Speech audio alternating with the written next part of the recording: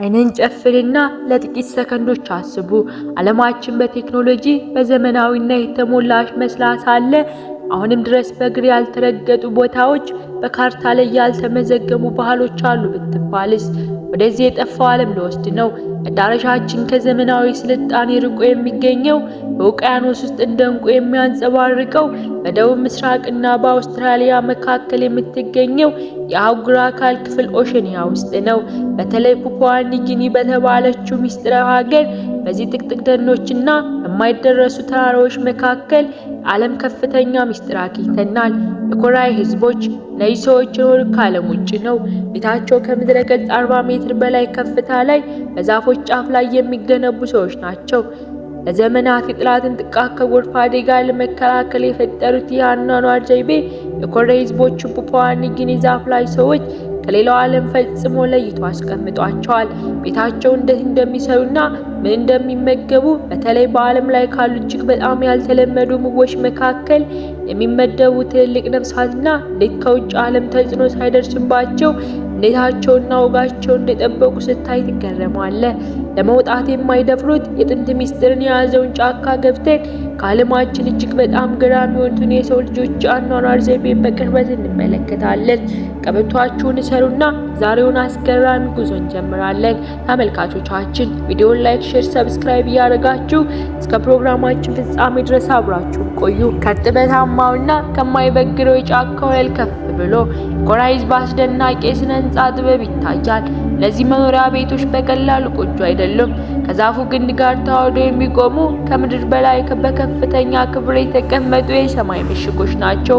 ቤቶቹ የተሰሩ ከጫካ እምብርት ከሚገኘው ጠንካራ እንጨት ምሰሶዎች ሲሆን ኮራዮች ለእያንዳንዱ የእንጨት ስንጣቄ በጥንቃቄ መርጠው በመጠቀም በልምድ ብቻ የተካኑበት ዘመናዊ እውቀት ያሳያሉ። የእነሱ ዓላማ ቀላል አይደለም። ከፍተው ከሚፈጥረው ደህንነት በተጨማሪ ቤቶቹ በአስገራሚ ሁኔታ ለንፋስ፣ ለመሬት መንቀጥቀጥ የማይበገሩ ናቸው። እነዚህ ግንባታዎች አስደናቂነት ስንመለከት እነዚህ የጫካ ነዋሪዎች ከየትኛውም ዘመናዊ መሐንዲስ የማይተናነስ ጥልቅ የአካባቢ እውቀትና አስገራሚ የገጠር ምህንድስና እንዳላቸው እንገነዘባለን። ይህን ከፍታ ላይ ለመድረስ መወጣጮ በየዕለቱ መውጣት የድፍረትና የጥንካሬ ምልክት ሲሆን የኮራይ ቤት በጥልቅ ጥበቃ ብቻ ሳይሆን ከማይረጋጋ ውጭ ዓለም የሚጠብቃቸው የንፋስ መደብር ጭምር ነው። የኮራይ ህዝብ ሰማይ ቤታቸውን ከገነቡ በኋላ የዘወትር ትግል ቀጥሏል። የህይወት ቁብ የሆነውን ምግብ ማግኘት። እዚህ ጫካ ውስጥ የምግብ አቅርቦት ዘመናዊ ገበያ አይደለም። ከመሬት በታች የሚበቅለው ሳጎ የሚገኝ ለስላሳ ግንድ ብቻ ሳይሆን ወደ እውነተኛው የዱር ፕሮቲን ምንጫቸው ስንሄድ አፋችን ሳንይዝ አንቀርም። የኮራይ ምርጥ የፋሲካ በዓል ስጋ ብለው የሚጠሩት ለዓይን የሚያስደንቅና ለልብ ድንገተኛ የሆነ ምግብ ነው። ሳጎ ዘንባባ ትሎች። እነዚህ እጅ አምባር የሚያክሉ የሳባ ተንቀሳቃሽ ፍጥሯን ለኮራውያን እንደ ምርጥ አጥሚት የሚቆጥሯቸው ናቸው። ትሎቹ ከዘንባባው ሲወጡ ሲያጸዱና በከሰል ላይ ጥብስ አድርገው እንደሎሚ ጣፋጭ ነው እያሉ ሲመገቡ ማየት የምግብ ባህላችን ከማዕዘን እስከ ማዕዘን ምን ያህል ሊለያይ እንደሚችል ያሳያል። የኮራዩ ጀግኖችን ትል በልተው ነው 40 ሜትር ዛፍ ላይ የሚወጡት። ይህ በእርግጥም የሆዳምነት ታሪክ ነው፣ የመጥፎ ነገር ሳይሆን ለህልውናችን ወሳኝ የሆነው የጥንካሬ ብልሃት ምሳሌ ናቸው። ኮራውያን በከፍታ ላይ ያለው ቤታቸው በስጋዊ ጥላት እንደ ጋሻ ቢጠቀሙም ከስጋው ዓለም በላይ የሆነውን ጥላት ግን ሁልጊዜ በስጋት ውስጥ ይኖራሉ።